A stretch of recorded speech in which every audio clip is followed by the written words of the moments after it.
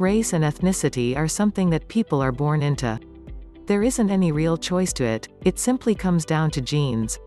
But then there are some people who choose a different path for themselves and lie about their background. At the risk of being exposed as a fraud, these people adopted a new race or ethnicity and, amazingly, many of them got away with it, even if it was just for a short time. 10 Sherry Stanley Jimenez, one Hispanic since about 2000, Sherry Stanley Jimenez from Wilkes County, North Carolina, has been using her ability to speak Spanish to cheat people out of money. For example, she would go to court and translate for people who only spoke Spanish, and she would then tell those people that they owed her money. Other times, she would sell a car to someone in the Mexican community, and then after she took their money, the car would never be delivered. How she was able to avoid getting caught for 14 years was by pretending to be a Mexican citizen. She spoke Spanish fluently and had documentation that said she was from Mexico. By doing this, she was able to get new identities and find new homes and jobs, always staying ahead of the law. In March 2014, the authorities finally caught up with her. Her boyfriend at the time of the arrest believed that she was a Mexican national and only learned about her life as a con artist on the day she was arrested. She is currently awaiting trial in North Carolina, and she is also wanted in Virginia, Florida, and Tennessee. 9 William Montgomery McGovern. 2 William Montgomery McGovern. In about 1810, when global exploration started to become more prevalent, Tibet decided to close its borders, making its capital, Lhasa, a forbidden city. It was a walled city, and in order to get there, you had to cross the Himalayan mountains and then trek deep into the country. This made it almost impossible for Westerners to sneak into the city. One person who wanted to get into the city was William Montgomery McGovern.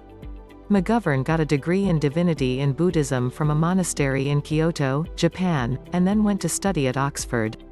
In the winter of 1922, he made the trek across the Himalayan mountains with 2 guides. Once McGovern made it inside the borders of Tibet, he put lemon juice in his blue eyes to darken them and then put on goggles to make it look like he had suffered snow blindness. He stood naked in the frigid cold and had one of the guides stain his body with a mixture of walnut juice and iodine. Finally, he dressed himself as a Tibetan porter and continued on his trek. He went first to the city of Shigatse and then to Lhasa, making him one of the first Westerners to visit the city. Along the way, McGovern contracted dysentery, and once inside the city, he told city officials who he was and that he was sick. They helped him, but a group of monks found out that he was in the city. They showed up at the building where he was staying and started hurling rocks at it. McGovern put on his Tibetan clothes, snuck out of the building, and joined the men in throwing rocks. McGovern claimed that, after he was exposed, he met the Dalai Lama and left Tibet a short time later. McGovern wrote a book about the escapade called To Lhasa in Disguise, a secret expedition through mysterious Tibet.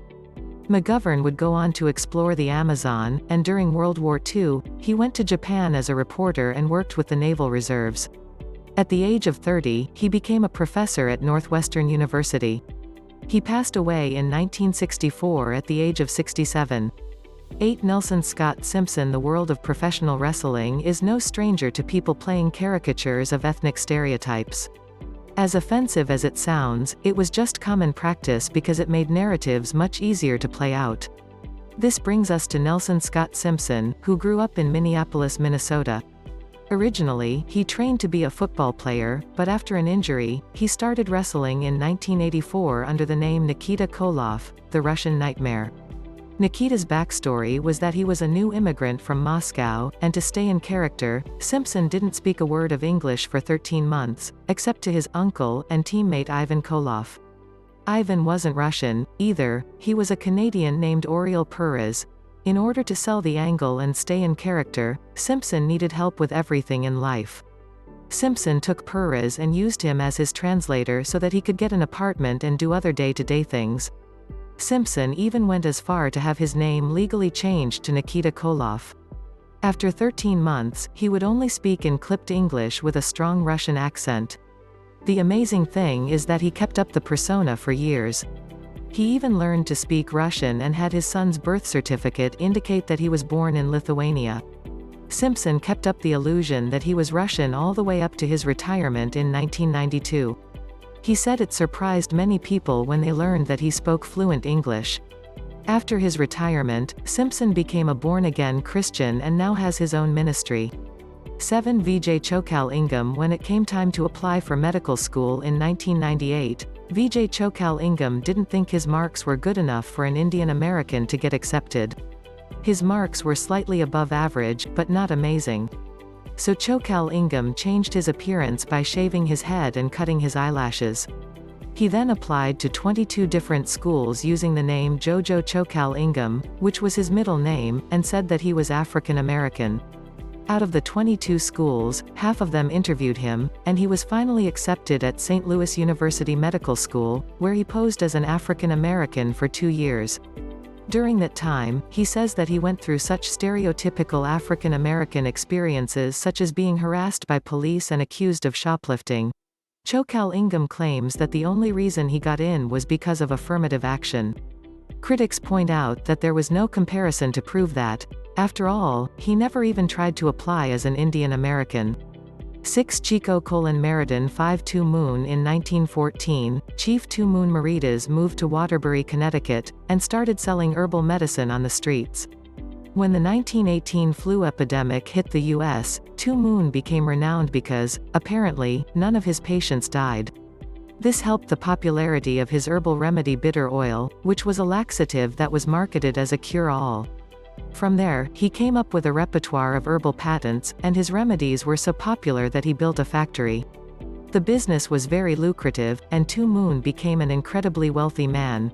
Tu Moon claimed he was a Pueblo Indian and that his father was a medicine man. According to him, his formulas were developed using traditional Native American recipes. Except that Tu Moon wasn't a Native American at all. He was born Chico Meriden. His father, Chico Meriden, was Mexican, and his mother was named Mary Tu Moon, which is where he got his native name. It is believed that he developed the herbal remedies while working as a janitor and started selling them on the streets of Philadelphia. Tu Moon appealed to the United States government for official status as a native, but he was denied. He died in 1933, claiming up to his death that he was a Native American. His wife continued to run the factory into the 1970s. 5. George Harriman. 6. Harriman. Photo via Wikimedia. George Harriman is a famed and influential cartoonist known for his comic strip Crazy Cat, which ran from 1913 to 1944. Harriman was a quiet and private man who always wore a hat. He was olive-skinned, and most of his co-workers had no idea what his background was. In fact, another cartoonist took to calling him the Greek. But Harriman wasn't Greek. He was born in New Orleans to parents of mixed race, and his official birth certificate said he was colored. Harriman kept it a secret, probably because he was trying to pass. This is the practice where people of African American descent with lighter-colored skin try to live their life as a person of European descent. While the practice was not uncommon, it is unbelievably depressing that people had to suppress their heritage like that. Harriman's story is a bit different because of how he depicted race in comics. For example, one of his early comics, called Musical Moses, featured a black character with over-exaggerated stereotypical African features. Moses' adventures usually featured him dressing up in other ethnicities' clothes, and they would always end up with him being beaten up because of it. In another gag from Crazy Cat, Crazy has his black fur dyed white. After this, his enemy instantly falls in love with him. People believe that these comics show the struggle that Harriman went through by trying to suppress his ethnicity. Today, Harriman is a sad reminder that some people had to hide their heritage just to get ahead in life. These people who were passing risked exposure just for a chance to live the American dream. The sad reality of Harriman's story is that instead of being remembered as a celebrated artist who was African American or mixed race, people are left to reflect on the sad nature of a secret he felt he needed to keep. 4. Gregory Markopoulos. Jemay Highwater was an award-winning Native American writer who wrote more than 30 books, many of them about Native American culture. He also hosted a number of documentaries on PBS on Native American history. According to Highwater, he was born to a Native American family and adopted by the Marks family when he was 7 years old. He claimed to have a bachelor's and master's degree from the University of California at Berkeley and a PhD from the University of Chicago. The problem was that Jemay Highwater wasn't Native American. He was born Gregory Markopoulos and his parents were Greek immigrants. Native American groups knew that he wasn't being honest about his past and didn't like that he became a representative of a group of people he didn't belong to. Yet no one listened to them, possibly because they didn't want to look like they had been fooled. Highwater was finally exposed by a reporter with the Washington Post in 1984. He pointed out that Highwater was very inconsistent about his past. For example, his year of birth changed by a range of 10 years. Highwater also said that he was from 5 different areas, including Los Angeles, Canada, South Dakota, France, and Montana. It also turned out that he had been lying about his educational background as well. After he was outed, Highwater continued to claim that he was an expert in Native American culture, but stopped claiming that he was a Native American. Highwater passed away on June 3, 2001. Third John Roland Red Korla Pandit was a musician from the 1950s who had a musical show, Musical Adventures with Korla Pandit, where he would play a Hammond 3B organ and grand piano. On his show, Pandit never said a word. Instead, he just looked into the camera with his mysterious eyes while wearing a bejeweled turban. Altogether, Pandit released 14 albums, recorded over 900 episodes of his show, and is considered the godfather of the exotica musical genre. During the 1950s, he was one of the most famous Indians living in the United States. As for his biography, Pandit claimed that he was born in New Delhi to a French mother and an Indian father who was a personal friend of Mahatma Gandhi. Pandit moved to the United States when he was 12 and later attended the University of Chicago. When Pandit did talk, he spoke with an accent and referenced Indian culture. For example, he compared himself to Gandhi, saying that he wanted his music to touch people from all walks of life. In 1998, Pandit died of pneumonia. 2 years after his death, Los Angeles Magazine revealed that Pandit wasn't Indian at all. His real name was John Roland Red and he had been born in St. Louis, Missouri. Not even his background was Indian, he was African American. The revelation didn't really hurt his reputation, in fact, it revived interest in him after he had passed away. 2 Archibald Bellany 9 Gray Owl photo credit. Library Archives in 1931, Gray Owl, an Apache Indian who was living in Canada, released his famed book, The Men of the Last Frontier. In the book, he claimed that he was born near the Rio Grande to a Scottish father and an Apache mother. The book was a memoir of his time in the wilderness and talked at length about the conservation of nature. The book launched him to stardom, and he became the first conservation celebrity. He toured Canada, the United States, and England, and he even met the royal family.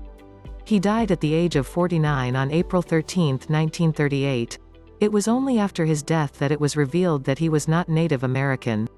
In fact, Gray Owl wasn't even from North America. He was born Archibald Bellany in Kent, England, in 1888. He had moved to Canada when he was 17 and married an Iroquois woman but left her when he went to serve in World War I.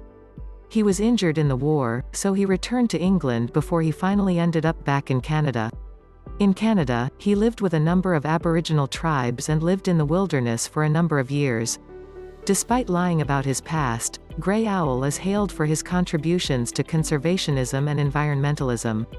One Rachel Dolezal in the fall of 2014, the Spokane, Washington, chapter of the National Association for the Advancement of Colored People, NAACP, elected 37-year-old Rachel Dolezal to the position of president. Dolezal was a dark-skinned woman with dark, curly hair, and she had a master's in fine art from the historically black Howard University. She also taught African American history at Eastern Washington University. She claimed that her heritage was a mix of African American, European, and Native American and would often complain about experiencing racism in the predominantly white Spokane. When she was sworn in as the president, she was photographed with an African American man whom she claimed was her father.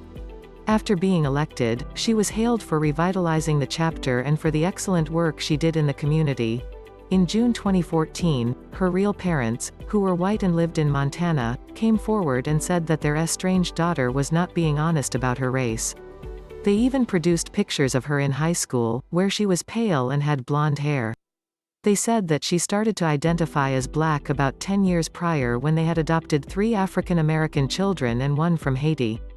Her adopted siblings said that her change in appearance was progressive over some time. After the revelation, Dolezal tried to sidestep the question about her race.